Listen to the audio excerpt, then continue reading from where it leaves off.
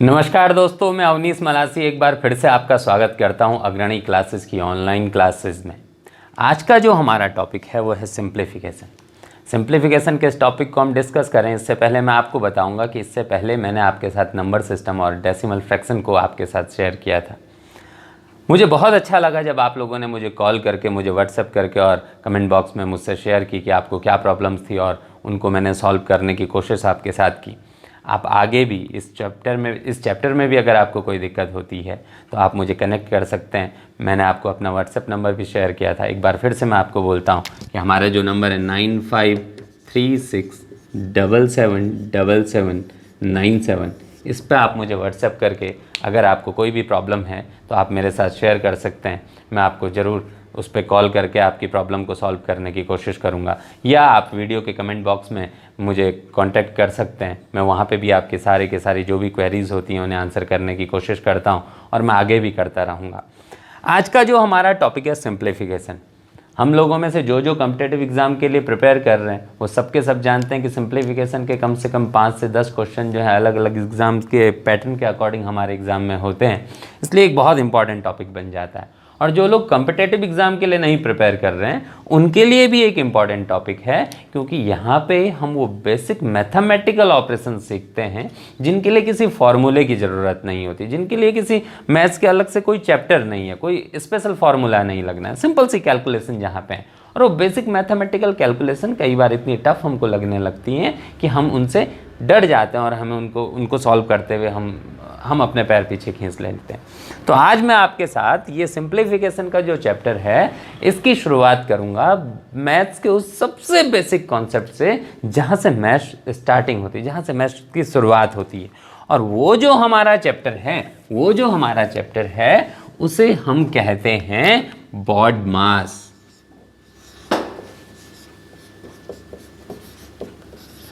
मैं जानता हूं कि आप में से अधिकतर लोगों को ये BODMAS का जो कॉन्सेप्ट है बहुत आसानी से समझ में आता है। इस चैप्टर को मैं आपको समझाऊं कि ये BODMAS के कॉन्सेप्ट की हमको ज़रूरत क्यों पड़ती है, या ये BODMAS का चैप्टर क्या है। तो ये हिंदी में BODMAS, B फॉर ब्रैकेट जिसको हिंदी में हम कहते हैं कोष्टक, O फॉर ऑफ जिसे हिंदी में कहते हैं का, D फॉर डिवीज़न जिसे हिंदी में कहते हैं भाग, M फॉर मल्टीप्लाई जिसे हिंदी में हम कहते हैं गुणा, A फॉर एडिशन जिसे हिंदी में कहते हैं जोड़ना, और S फॉर सब्सट्रैक्शन जिसे हिंदी में कहते हैं घटाना। तो इसका मतलब ये है कि अगर हमारे पास किसी भी मैथमेटिकल ऑपरेशन में, ये BODMAS का रूल है क्या, ये BODMAS का रूल कहता है कि किसी भी मैथमेटिकल ऑपरेशन में यूज्ड मैथमेटिकल सिंबल, ये सारे के सारे मैथमेटिकल सिंबल्स हैं, किसी भी मैथमेटिकल ऑपरेशन में यूज्ड मैथमेटिकल सिंबल को सॉल्व करने का जो सीक्वेंस होगा, किसी भी मैथमेटिकल इक्वेशन में यूज्ड मैथमेटिकल सिंबल को सॉल्व करने का जो सीक्वेंस होगा वो BODMAS का सीक्वेंस होगा। किसी भी गणितीय संक्रिया में प्रयुक्त गणितीय चिन्हों को हल करने का जो क्रम होगा वो BODMAS का क्रम होगा। ये हमें याद रखना है। ऐसा क्यों? इसके लिए मैं आपको एक छोटी सी कहानी बना के सुनाता हूँ कि सपोज ये मान लीजिए कि मैं किसी कंपनी में मैनेजर हूँ, या मुझे किसी ने अपने यहाँ मैनेजर रख लिया और मैनेजर रख के उसने मुझे स्टॉक चेक करने के लिए कहा। तो मैंने जो स्टॉक चेक किया वो ऐसे किया कि 3 चॉकलेट खुली पड़ी हुई हैं प्लस 5 चॉकलेट वाले 3 पैकेट हैं। इट मीन्स ऐसे पैकेट जिसमें एक पैकेट में 5 चॉकलेट है, 5 चॉकलेट वाले 3 पैकेट हैं। एक पैकेट खुला था, उसमें से 2 चॉकलेट कम हो गई, तो 3 चॉकलेट खुली पड़ी हैं और 3 पैकेट ऐसे हैं जिनमें 5 चॉकलेट हैं। इट मीन्स 3 5 जा 15 वो, और 3 मैंने ऐसा लिख लिया। शाम को जब मेरे बॉस ने स्टॉक चेक किया तो मैनेजर ने लिखा कि 3 पैकेट मेरे पास ऐसे हैं जिनमें 5 चॉकलेट हैं। स्टॉक चेक किया तो मैनेजर ने कहा कि 3 पैकेट 5 चॉकलेट वाले हैं और 3 चॉकलेट खुली पड़ी हुई हैं। दोनों ने एक ही बात कही। मैंने कहा, पहले मैंने खुली को इंक्लूड कर लिया, मैंने कहा 3 चॉकलेट खुली पड़ी हुई हैं और 5 चॉकलेट वाले 3 पैकेट हैं। जबकि शाम को मैनेजर ने कहा कि 3 पैकेट 5 चॉकलेट वाले हैं और 3 चॉकलेट खुली पड़ी हुई हैं। आपको मेरी बात समझ में आई? ठीक है। अब अगर ये बॉडमास का रूल ना हो, ये बॉडमास का सीक्वेंस ना हो, और ये जो मैथमेटिकल सिंबल हैं, ये जो मैथमेटिकल सिंबल हैं, इनको सॉल्व करने का कोई फिक्स रूल ना हो, तो इसको इनके आने के सीक्वेंस में अगर मैं सॉल्व करूं तो ये हो जाएगा 5 + 3 8 और इंटू 3, है ना। और यहां पे हो जाएगा 5 × 3 = 15 और +3, तो 8 × 3 = 24 और 15 + 3 18। इट मीन्स मेरा जो स्टॉक मैंने चेक किया और जो मैनेजर ने स्टॉक चेक किया, उन दोनों में वेरिएशन आने लगेगा, वो दोनों अलग अलग हो जाएंगे। लेकिन अगर ऐसा हुआ तो मैथ्स अपनी उपयोगिता, अपनी इंपॉर्टेंस को खो देगी और मैथ्स जैसे सब्जेक्ट को पढ़ने की कोई ज़रूरत ही नहीं होगी, क्योंकि मैथ्स एक्यूरेसी को के कारण जो है मैथ्स की जो इमेज है वो है। अगर ऐसा होने लगा तो मैथ्स की कोई इंपॉर्टेंस नहीं रह जाएगी। इसलिए ऐसा ना हो, इससे बचने के लिए हम क्या करते हैं कि मैथ्स में एक जैसे हमारे आंसर आए, इसको ये जो हमारे मैथमेटिकल ऑपरेशन हैं कि मल्टीप्लाई भी है, ऐड भी है, किसी को मल्टीप्लाई करना है, किसी को ऐड करना है, ये मैथमेटिकल ऑपरेशन को सॉल्व करने के लिए एक रूल बना दिया जिसको बॉडमास का रूल कहते हैं।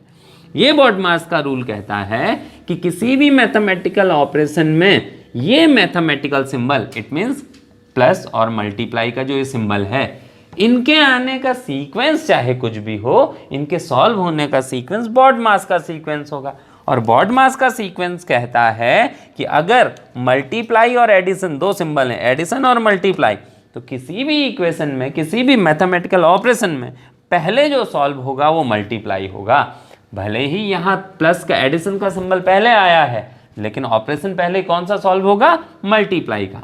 तो मैं इसे करूँगा 3 + 5 × 3 = 15, और यहाँ पे तो ऑटोमेटिकली मल्टीप्लाई का सिंबल ही पहले है, तो यहाँ पे भी ये मल्टीप्लाई पहले होगा और एडिशन बाद में होगा। इस तरीके से मेरा आंसर भी 18 आया, और मेरे बॉस ने जब मेरा स्टॉक चेक किया तो उनका आंसर भी 18 था। क्लियर? यहाँ पे अगर हम बॉडमास का रूल फॉलो करेंगे तो इन दोनों ही कंडीशन में हमारा आंसर एक जैसा आएगा।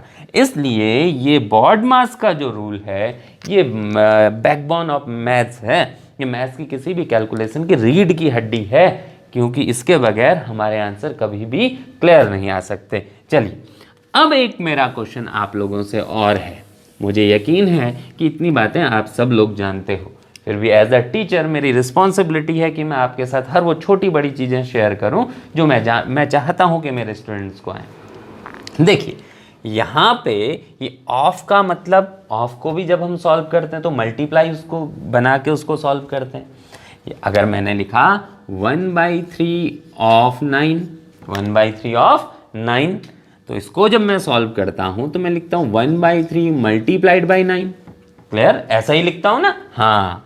और अगर मैं लिखूँ 1/3 × 9, तो इसको भी सॉल्व करते हुए मैं 3 × 9 और इसको भी सॉल्व करते हुए 3 × 9 लिखूंगा। इसका आंसर भी 3 आएगा और इसका आंसर भी 3 आएगा। क्लियर? दोनों ही सिचुएशन में, दोनों ही कंडीशन में मेरा आंसर 3 होगा। अब मेरा जो आपसे क्वेश्चन है, जब ऑफ का मतलब भी मल्टीप्लाई और मल्टीप्लाई का मतलब भी मल्टीप्लाई ही है, तो हमारे पास मैथ्स में एक ऑफ और एक मल्टीप्लाई, दो अलग अलग ऑपरेशन क्यों लेके आए गए सेम टाइप के ऑपरेशन को परफॉर्म करने के लिए? अगर ये सेम टाइप का है तो इसको परफॉर्म करने के लिए हमारे पास दो अलग अलग, एक जगह मैंने मल्टीप्लाई लिखा, एक जगह मैंने ऑफ लिखा, एक जगह मैंने का लिखा, एक जगह मैंने साधारण गुणा लिखा। ऐसा क्यों हुआ कि एक ही मैथमेटिकल ऑपरेशन, एक जैसा, जहां मेरे पास अगर मैं इन दोनों को सॉल्व करूं तो एक जैसा आंसर आना है, ऐसी कंडीशन में हमारे पास दो अलग अलग सिंबल लेके क्यों आए गए? जब ऑफ को भी मल्टीप्लाई करना, मल्टीप्लाई बना के सॉल्व करना था और मल्टीप्लाई को भी मल्टीप्लाई बना के सॉल्व करना था, तो फिर दो अलग अलग चीज़ों को लेके आने की ज़रूरत क्या थी? क्या आपको इसका आंसर पता है? इतने सालों से हम लोग बॉडमास पढ़ते आ रहे हैं, इतने सालों से हम लोग सॉल्व करते आ रहे हैं, लेकिन ये सिचुएशन कभी आपने सोची कि ऐसा क्यों है? मैं आपको बताऊं कि ये जो इसका डिफरेंस है, ऐसा क्वेश्चन एक बार उत्तराखंड के नायब तहसीलदार के एग्जाम में आ गया था जहाँ पे हमारे भी बहुत सारे स्टूडेंट इस क्वेश्चन को गलत करके आए और उसके बाद मुझे लगा कि ये चीज़ स्टूडेंट्स के साथ शेयर करना बहुत ज़रूरी है, ये डिफरेंस बताने के लिए ऑफ और मल्टीप्लाई में क्या डिफरेंस है। वो लोग मेरे पास आए और उन्होंने कहा कि जो आंसर की आयोग ने दी है उसमें आंसर गलत बताया, हम उसको क्लेम करने जा रहे हैं। लेकिन जब मैंने सॉल्व किया तो आंसर वही था जो आयोग वालों ने अपनी आंसर की में दिया था। ऐसे फिर मैंने उन्हें समझाया कि ये ऐसा ऐसा होता है, तो फिर उन्हें समझ आया। देखिए मैं आपके साथ भी एक एग्जांपल शेयर करता हूँ। अगर यहाँ पे मैं आपके सामने पे 2 क्वेश्चन लिखूँ, एक क्वेश्चन है 9 divided by 1/3 of 9, question number 1 है 9 डिवाइडेड बाई 1/3 ऑफ 9, और एक और क्वेश्चन है 9 divided by 1/3 multiplied 1/3 multiplied by 9। Clear? या मैं चलिए ठीक है, 9 डिवाइडेड बाई 1/3 ऑफ 9 और 9 divided by 1/3 multiplied by 9। Clear? देखो जब मैं इस वाले को सॉल्व करूंगा तो देखिए यहाँ पे ये जो बॉडमास का रूल है ये कहता है कि जो ऑफ का मल्टीप्लाई है वो डिवीजन से पहले सॉल्व होगा। मैं आपको समझा रहा था कि इन दोनों में क्या डिफरेंस है। तो इन दोनों का डिफरेंस ये है कि ऑफ वाला डिवीजन, ऑफ वाला मल्टीप्लाई डिवीजन से पहले सॉल्व होगा और ऑर्डिनरी मल्टीप्लाई डिवीजन के बाद सॉल्व होगा। आपको मेरी बात समझ में आई कि इन दोनों में क्या डिफरेंस है। जो ऑफ वाला मल्टीप्लाई है, जो ऑफ वाली सिचुएशन को हम जब सॉल्व करते हैं उसको हम डिवीजन से पहले सॉल्व करते हैं और ऑर्डिनरी मल्टीप्लाई को हम डिवीजन के बाद सॉल्व करते हैं। यहीं पे इस फॉर्मूले को अप्लाई करते हुए हम लिखेंगे, देखो यहाँ पे ये ऑफ डिवीजन से पहले सॉल्व हो जाएगा, तो हम लिखेंगे 9 डिवाइडेड बाई 1/3 मल्टीप्लाइड बाई 9। और यहाँ पे हम करेंगे, देखो अच्छा पहले मैं इसी को सॉल्व कर देता हूँ। 9 डिवाइडेड बाई 1/3 ऑफ 9, इसे सॉल्व करते हुए देखो ये मल्टीप्लाई भले ही मैंने लिखा है लेकिन आपको याद रखना होगा ये मैंने ऑफ को मल्टीप्लाई में कन्वर्ट किया है और ये वाला मल्टीप्लाई डिवीजन से पहले सॉल्व होगा। इस तरीके से इसे सॉल्व करते हुए मैं लिखूंगा 9 डिवाइडेड बाई 3, 3 ज़ा 9, 9 डिवाइडेड बाई 3 और मेरा आंसर आएगा 9 को अगर मैं 3 से डिवाइड करूं तो आंसर होगा 3। क्लियर इतना? ये मेरा पहले वाले क्वेश्चन का आंसर होगा। ये जो मेरी सेकंड सिचुएशन है, यहाँ पे मेरे पास ऑफ वाला मल्टीप्लाई नहीं है, यहाँ पे मेरे पास ऑर्डिनरी मल्टीप्लाई है और ऑर्डिनरी मल्टीप्लाई और डिवीजन में डिवीजन पहले सॉल्व होगा। ऑर्डिनरी मल्टीप्लाई और डिवीजन में पहले कौन सॉल्व होता है? डिवीजन पहले सॉल्व होता है। तो यहाँ पे मैं इसे लिख दूंगा 9 multiplied by 3 multiplied by 9। Clear? यहाँ पे मैं ये डिवीजन के सिंबल को मल्टीप्लाई में कन्वर्ट करूंगा और उसके ठीक बाद वाले फ्रैक्शन को पलट के लिख दूंगा। आपने अगर मेरा डेसिमल फ्रैक्शन का चैप्टर देखा होगा तो उसमें मैंने आपको सिखाया था कि डेसिमल को डिवाइड कैसे करते हैं, मल्टीप्लाई कैसे करते हैं, एडिशन, सब्सट्रैक्शन, उन सब का सिखाया था मैंने। अगर आपने नहीं देखा है तो आप मेरे उस वाले वीडियो को जाके देख सकते हैं। यहाँ पे 9 9 जा 81 और इंटू 3, 9 9 जा 81 इंटू 3 और यहाँ पे 3 1 जा 3, 3 8 जा 24, 3 8 जा 24। इस वाले और इस वाले में देखो यहाँ इसका सेकंड स्टेप और इसका फर्स्ट स्टेप भले ही देखने में एक जैसा हो लेकिन ऑफ और मल्टीप्लाई के छोटे से सिंबल के कारण हमारे आंसर में इतना बड़ा डिफरेंस है। ये 243 और ये 3 है। तो आपको ये ध्यान रखना होगा कि किसी भी इक्वेशन में अगर जो है ऑर्डिनरी मल्टीप्लाई और ऑफ वाला मल्टीप्लाई है तो ऑफ वाला मल्टीप्लाई डिवीजन से पहले सॉल्व होगा और ऑर्डिनरी मल्टीप्लाई डिवीजन के बाद सॉल्व होगा। इतनी बात आपको समझ आई। इस पूरे बॉड मास के कॉन्सेप्ट में जो सबसे इंपॉर्टेंट कॉन्सेप्ट जो समझने लायक है वो यही कॉन्सेप्ट है कि डिवीजन के बाद क्या सॉल्व होगा और डिवीजन से पहले क्या। बाकी ये सारे के सारे रूल हम सबको आते हैं, इनसे रिलेटेड हम क्वेश्चन करेंगे और इनसे रिलेटेड बहुत सारे क्वेश्चन हमारे पास आगे होंगे। इसके बाद मैं आपके साथ डिस्कस करना चाहूँगा कि ये ब्रैकेट क्या है। ये ब्रैकेट क्या है? देखिए हमारे पास मैथ्स में 4 टाइप के बेसिक ब्रैकेट होते हैं। पहला होता है लाइन ब्रैकेट, जिसको हम हिंदी में कहते हैं रेखा कोष्ठक। दूसरा होता है हमारे पास स्मॉल ब्रैकेट, जिसको हम कहते हैं छोटा कोष्ठक। उसके बाद हमारे पास होते हैं करली ब्रैकेट, जिनको हम कहते हैं मंझला कोष्ठक। और उसके बाद स्क्वायर ब्रैकेट, जिसको हम कहते हैं बड़ा कोष्ठक। ठीक है ना। हमारे पास 4 टाइप के मैथ्स में बेसिक हमारे पास ब्रैकेट हैं, लाइन ब्रैकेट, स्मॉल ब्रैकेट, करली ब्रैकेट और स्क्वायर ब्रैकेट। रेखा कोष्ठक, छोटा कोष्ठक, मंझला कोष्ठक और बड़ा कोष्ठक। इन चारों ब्रैकेट को सॉल्व करने का जो सीक्वेंस है, हम सबसे पहले नंबर 1 पे लाइन ब्रैकेट सॉल्व होगा। नंबर 1 पे लाइन ब्रैकेट सॉल्व होगा। लाइन ब्रैकेट के अंदर जो मैथमेटिकल ऑपरेशन लिखा होगा वो सबसे पहले सॉल्व होगा। नंबर 2 पे हमारा ये स्मॉल ब्रैकेट सॉल्व होगा। नंबर 2 स्मॉल ब्रैकेट सॉल्व होगा। नंबर 3 करली ब्रैकेट सॉल्व होगा। नंबर 3 करली ब्रैकेट सॉल्व होगा। और उसके बाद हमको नंबर 4 पे ये जो हमारा स्क्वायर ब्रैकेट है ये हम सॉल्व करेंगे। इतनी बात आपको समझ आई कि हम सबसे पहले लाइन ब्रैकेट को सॉल्व करेंगे, उसके बाद हम स्मॉल ब्रैकेट को सॉल्व करेंगे, उसके बाद हम करली ब्रैकेट को सॉल्व करेंगे और उसके बाद हम स्क्वायर ब्रैकेट को सॉल्व करेंगे।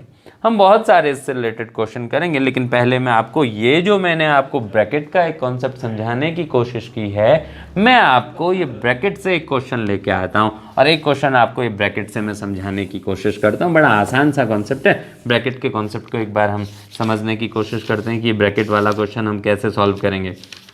मैं आपसे फिर से एक बार कह रहा हूँ कि अगर आपको कभी भी ये जो हमारे कॉन्सेप्ट जो मैं आपको समझाने की कोशिश कर रहा हूँ इसमें कहीं से भी दिक्कत हो तो आप कमेंट बॉक्स में मुझे ज़रूर कांटेक्ट कीजिए। मुझे भी अच्छा लगेगा कि जो मैं आप तक डिलीवर करना चाह रहा हूँ वो आप समझ पा रहे हैं या नहीं समझ पा रहे हैं।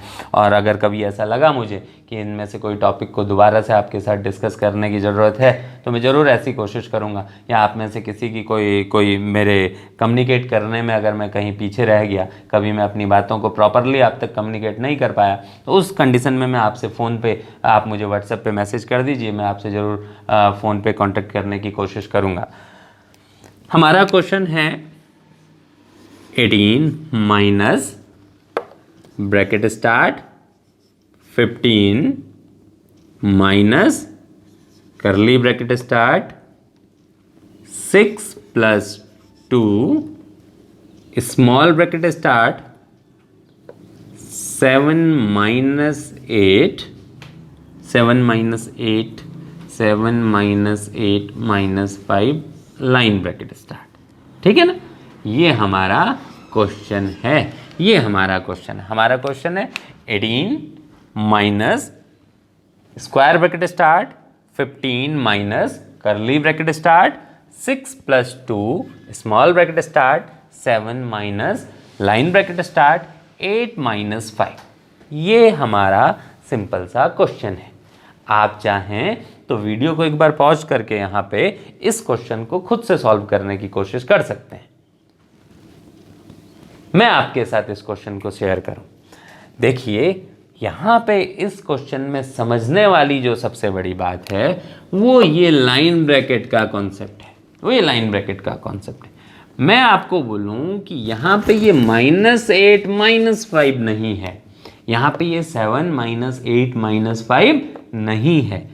ये वाले कैलकुलेशन को अगर मैंने किसी और ब्रैकेट में लिखा होता, सपोज मैंने स्मॉल ब्रैकेट में लिखा होता, तो ये ऐसा है +8 -5 ब्रैकेट क्लोज और माइनस। अगर इसको मैंने लाइन ब्रैकेट की जगह स्मॉल ब्रैकेट में लिखा होता तो ये माइनस ब्रैकेट के बाहर है, ये माइनस ब्रैकेट लाइन ब्रैकेट के बाहर है और लाइन ब्रैकेट के अंदर जो सॉल्व करने के लिए मेरे पास कैलकुलेशन है वो है +8 -5। तो जब भी हमको ब्रैकेट को सॉल्व करना होता है तो अगर मैं +8 -5 को सॉल्व करूं तो 8 -5 3 और 3 ब्रैकेट के बाहर से क्योंकि माइनस है तो -3। क्लियर। ये +8 -5 8 -5 3 और 3 ब्रैकेट के बाहर से माइनस है क्योंकि ये ब्रैकेट के अंदर सॉल्व करके जो भी आएगा उसको मुझे अगले ऑपरेशन के लिए स्मॉल ब्रैकेट में लेके आना है। तो वो आया मेरा -3।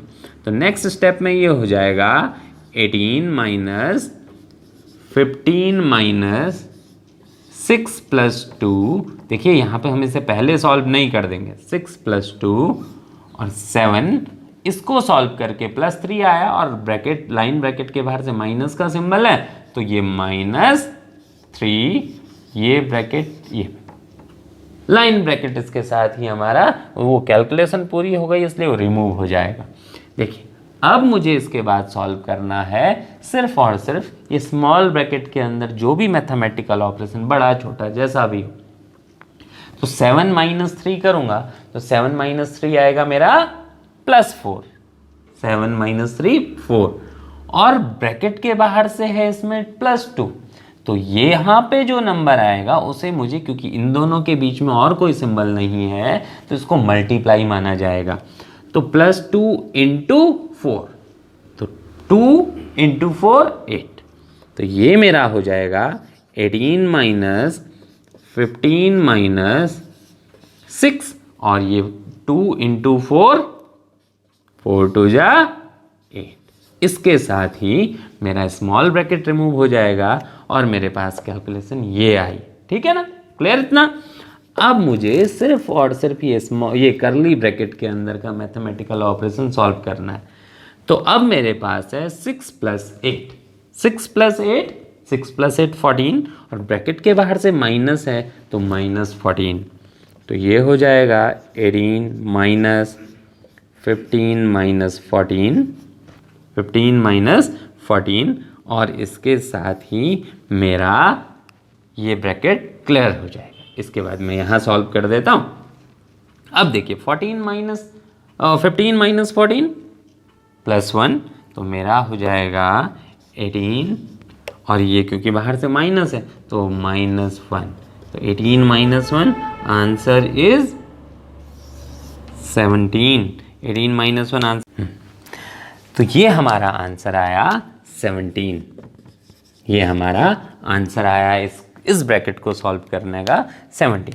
मैं अपने अगले वीडियो में आपके साथ जो हमारे बैंक में या एसएससी या किसी भी एग्ज़ाम में जो सिंप्लीफिकेशन के कुछ क्वेश्चंस आए हैं, उन कुछ क्वेश्चंस को, उन 15-20 क्वेश्चंस को लेके उनको सॉल्व करने की कोशिश करूंगा और समझाऊंगा कि उसमें ये BODMAS का रूल कैसे एप्लीकेबल होता है। मैं आपको ये भी बताऊंगा कि हमको किसी भी मिक्स फ्रैक्शन को ऐड सब्सट्रैक्ट करने का क्या हमारा शॉर्टकट मेथड हो सकता है, या ऐसे ही जो है बाकी कुछ मैथमेटिकल जो टेक्निक हैं छोटी छोटी सी, उनको मैं आपके साथ ज़रूर शेयर करना चाहूँगा। ये जो बेसिक मैथमेटिकल कॉन्सेप्ट हैं उनको मैं आपके साथ ज़रूर शेयर करना चाहूँगा। तब तक के लिए पढ़ते रहिए और बढ़ते रहिए, और अगर आपको कोई दिक्कत होती है तो आप हमसे ज़रूर कॉन्टेक्ट कीजिए। तब तक के लिए धन्यवाद।